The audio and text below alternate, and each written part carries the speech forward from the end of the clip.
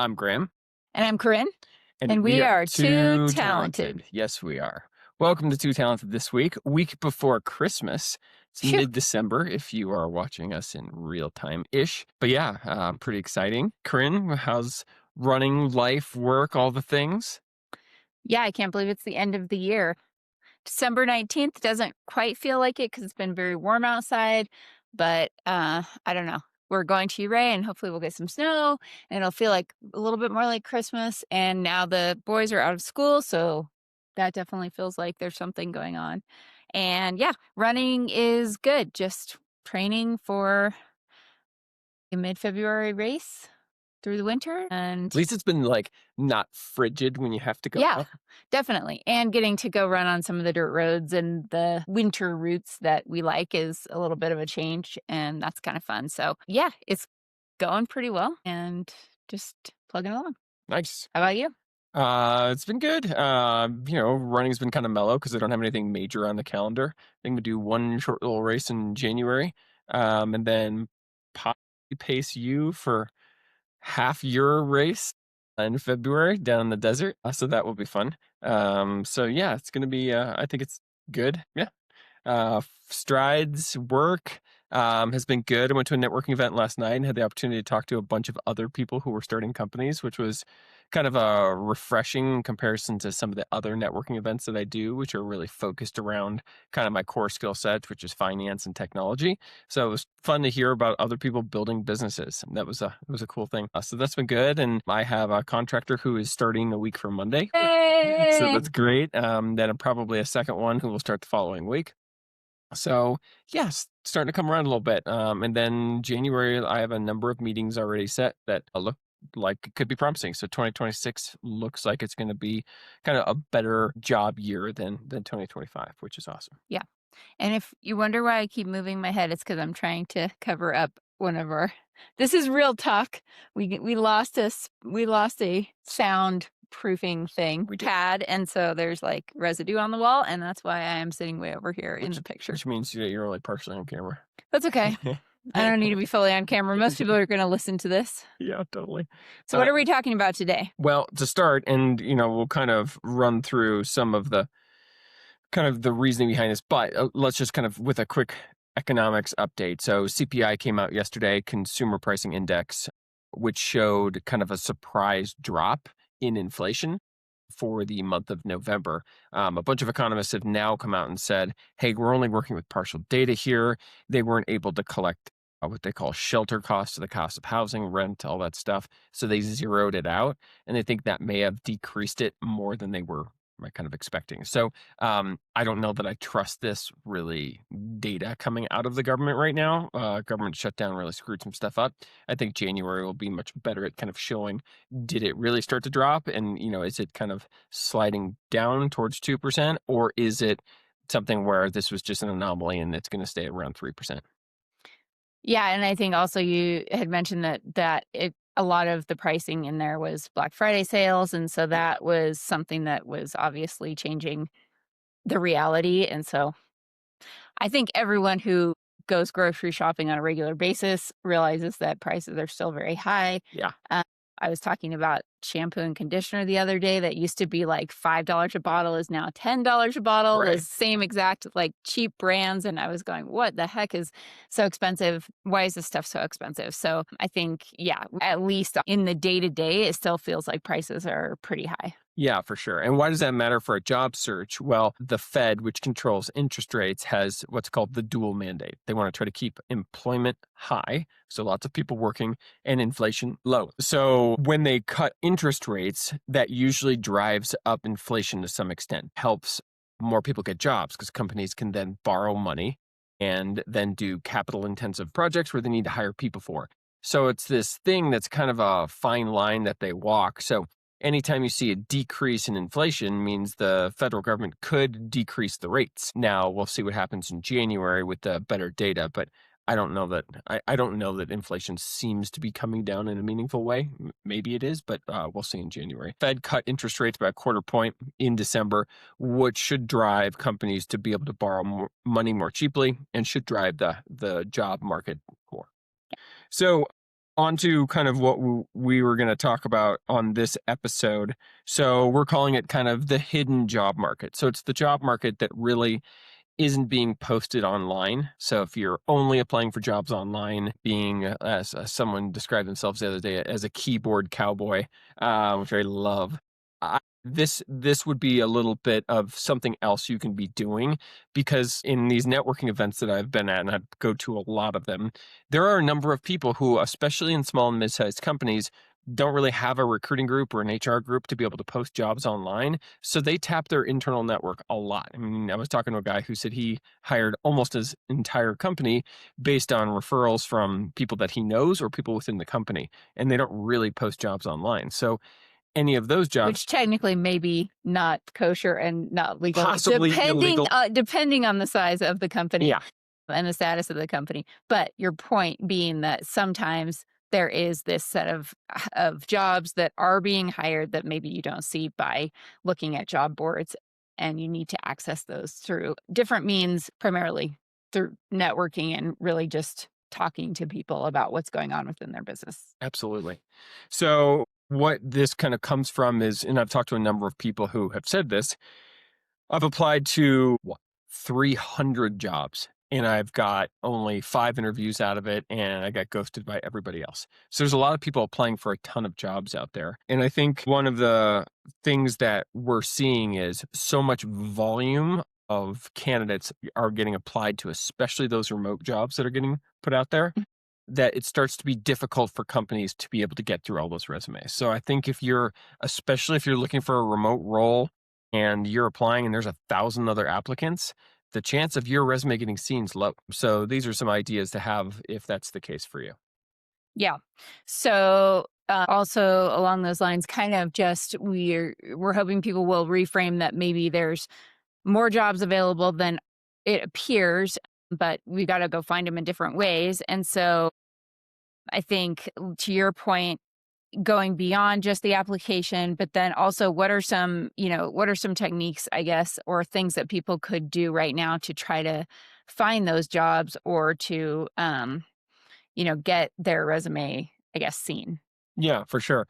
I mean, it was something candidate that I met it was like a finance networking group. She had a card with it was a QR code on Yeah. it where you could literally, she could just show you this card, you took the picture, and it brought you not to her LinkedIn profile, but actually to her resume, Mm. which was online, which was a neat way to do it. And she was talking to every person at the networking group. There was probably 30 there, and I saw her bounce from person to person to person, just saying, "Hey, I'm looking for a new role."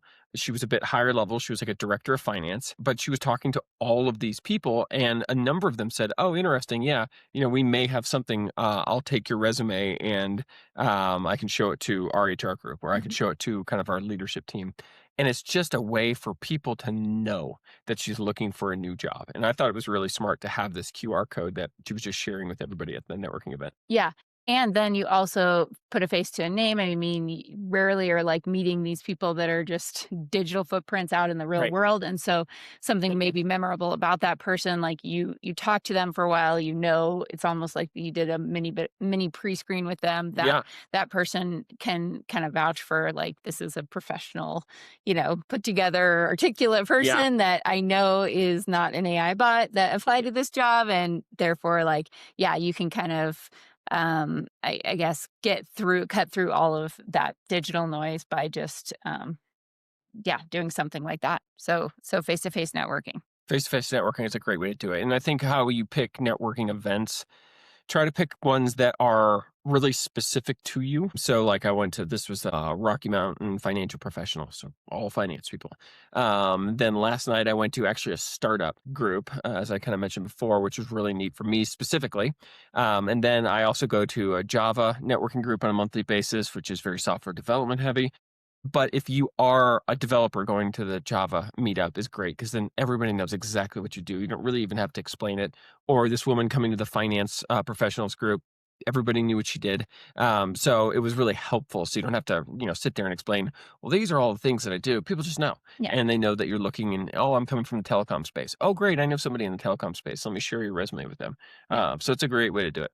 Yeah, and then I think thinking about, because I do the same thing if I'm recruiting candidates. If somebody's like not the right fit for the role, I'm still going to ask them if they know somebody, or like if you are talking to somebody and they say, "Yeah, my company isn't hiring right now."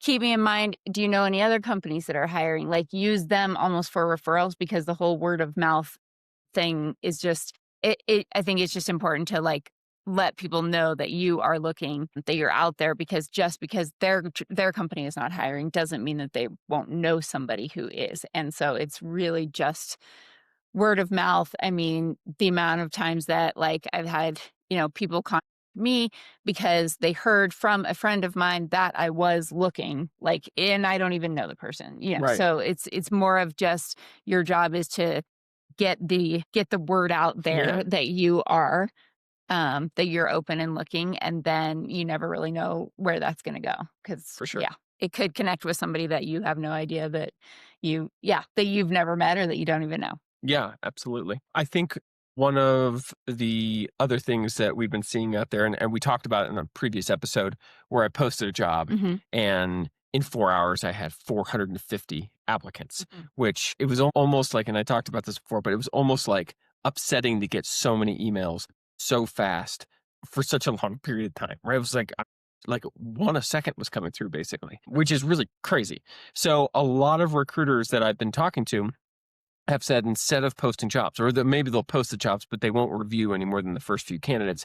What they will do is they will actually go and start to source for candidates on their own, which is typically how agencies find candidates. Is they go out there to the market, they'll put in a keyword search in LinkedIn or Indeed, and they're finding the exact people that they're looking for. So I making sure, well, and for people to do that, they have all kinds of different filters. So making sure that your LinkedIn profile or your resume is findable, not for, an AI screen because you've applied to a job or whatever, but this is really more, are you showing the skills that they're looking for a particular job high up in your LinkedIn profile, high up in a resume? And there's so many times where I'll come across someone's LinkedIn profile, especially not necessarily a resume, but LinkedIn profile, which the last two jobs will say something like software engineer, nothing below it. Software engineer, nothing below it. So I don't know what kind of tech they're using. I don't know, what kind of role that they're in, back end, front end, what are they as a candidate? Even if they gave me just a little hint, like one bullet point about what they were doing with some technology, that would be helpful. So making sure that your LinkedIn profile is findable for these searching techniques. Yeah, totally agree. And, don't don't, do the whole kind of, "I'm gonna apply to anything and everything," because if recruiters kinda see that you are just, like, spray and play applying to things, I think that they're less apt to, it's almost like, kind of this desperation, but it's also like, well, then what are you really looking for and Right. what are you really good at? And so I think it's, more about targeting your search and being, diligent and, like, I'm gonna apply for only the things that I do look like a really good fit for, and then I'm gonna take it that one step beyond and try to connect with people within the company, and make sure that my profile really highlights the things that are in that job description so that it's searchable, so that if they get 500 applicants and they're gonna search within those 500 applicants, that you also come up and stuff like that. So being a little bit more, I guess, what would the term be? Choosy. Yeah, yeah, being more choosy, being more, picky, or like, yeah, focused on what you're applying for, I think is also important. Yeah, and LinkedIn will show me the people who have applied to jobs. And anybody, like, I got all kinds of weird stuff when I posted that job. I mean, I had servers at restaurants applying, and I think it was people, I think were using an AI And it tool was for what job? for a software developer, Yeah, a really nichey one. So to have so much weird stuff get, basically applied to, I think people are using AI tools to apply to just anything out there. And they probably don't put great parameters around it. So it means their resume will get sent to you and it's just fluff that I have to go through. So the downside to it is I can see people who have applied to my jobs on LinkedIn in the future. So if I see you as a candidate have applied to some, niche software developer role and I see that you are actually like a DevOps engineer, I'm going to be less likely to be interested in talking to you because I've seen you've applied to something and just maybe you just apply to whatever's out there. Yeah, it's almost like a indication of kinda like laziness, like, I'm Yeah, not really gonna actually do the work to look for things that are the right fit, I'm right. just gonna, yeah, blanket everything, which is also not a great indication of, yeah, kinda how you work. For sure. And I think one thing we haven't talked much about is building some relationships with recruiters in your local market that focus on what you do. One of the things that I have come up a lot is I'll get people who say, "You're a recruiter. Can you help me get a job?" Well, maybe if you're really within my core skill set, like in technology or in finance and accounting. But I have a lot of people who are like, "Oh, I'm in sales. Could you help me get a sales job?" It's like, no, I probably can. I've never filled a sales job before, but I'll have these people who are really intent on meeting me and talking to me about their job search. And I'm happy to help. I take a lot of those meetings, but people are always like, well, do you have jobs that come up? And I'm like, well, I told you before, I don't really focus on what you do. Getting recruiters that focus on your skill set is really important, especially if they're in your local market. So if you're in technology, finding a technology focused recruiter, or if you're in finance and accounting or in sales, or recruiters that do all kinds of different things. Yeah. So making sure you're talking to the people who are in your niche, because otherwise, and they'll tell you point blank, I can talk to you, but I can't place you. That recruiter could be fine if you're looking for basic, job search information. But if you're looking for very specific jobs, working with the right recruiter is really important. Yeah. So when you're out there, just, you could just search recruiting firms within your area or recruiting firms, that specialize in XYZ skill set and just peruse some of those websites. I mean, some of the more boutique firms, may or may not show exactly what their specialties are, but I mean, you could find those on LinkedIn or just on online that like you really want to dig in and see like this is a recruiting firm that focuses on hiring, these types of roles before you go down there. And there are a lot of them. And then, yeah, just reaching out and just telling them that you're an open candidate, you're looking for a job, and potentially setting up a meeting to talk with one of their recruiters. Absolutely. I mean, and run into a number of people who are super niche. I ran into a guy who does executive search placement for credit unions who are $1 billion and smaller, which is really small, for a credit union, so it's this really narrow focus, but, I mean, he does, I think, 10 executive search placements per year, Mhm. which is pretty high volume. I think he was out of, like, Pennsylvania of all things, but Mm. he covers all of the small credit unions. Okay. So it's interesting, you can find people who niche very specifically. So those are likely the people you wanna talk to. Yeah, so even if they're not, like, in your direct region, they may specialize in it, from an industry standpoint Right. or from a job level or skill set standpoint. I have a friend who's had I think she's 16 years into her recruiting firm here in Denver, and she focuses on HR professionals only. So if you're an HR professional, probably a good idea to get connected with her. Those are the jobs that she is getting from her clients, and she's been very successful in staying within that exact lane of, you know, HR professionals in the Denver metro area. Yeah. Yeah, very niche. Yeah. That's awesome. Okay. So I think the big takeaways here to kind of sum up is mass applying, I don't think is doing anybody any favors. I think if you're applying for, 20 jobs a day, 30 jobs a day, it's probably too many and you're probably spreading too thin. Building your LinkedIn profile to be more searchable is really important. Making sure you've got the appropriate keywords, making sure you've built out your profile enough so it's findable, so people can understand fully about what your jobs are going to be doing. Building recruiter relationships in your niche or in your geography, one or the other. People who really specialize in what you do, I think is really important. Boutique firms or even some of the larger firms, depending on kind of how you build a relationship, but really developing a relationship with those people, I think is really important. And then focus on making sure that you're doing the work on the front end to say, okay, these are the 5 jobs that are posted right now that I'm a good fit for. And I'm going to apply to all of them and I'm going to do all the things. I'm going to send the follow ups. I'm going to send LinkedIn invites to the recruiter and the hiring managers, really having that focus that really kind of gets some depth to it. And then the final thing is making sure that when you're networking, you're telling people know that you're looking for a new role. Hey, like that woman who had the QR code to her resume, talking to lots of people about kind of that you're on the market, what you do. Because you never know who they could talk to, who might have a role that would be good. Yeah, I think one thing to add is if you're talking to a recruiting firm or if you're even just researching online, a lot of the larger ones will have the ability they have the ability for you to just add your resume to their database. Like I want to be a candidate that's considered in your future, and I think it's probably worth, if it is right within your, function or your skill set, adding your resume to those databases because those it's like a network within or a network or like it's a smaller database of candidates that they're probably going to search in the future, and I don't think it hurts you, and I think it's probably worth your time to add your resume to those databases as well, because then you never know if something comes up in the new year. They go to their internal system or their internal database instead of all of LinkedIn, and you're in there and they find you, Yep. then they might reach out and say, hey, we have something available for you. So usually there's just a button like I'm a client or I'm a candidate on a recruiting firm website. Yep. And I think, take a look at also adding your resume and your information to some of those databases. Absolutely. Well, thanks for joining us on Too Talented. Hope everybody has a happy holiday, and we'll see you probably in the new year. Yeah. Take care.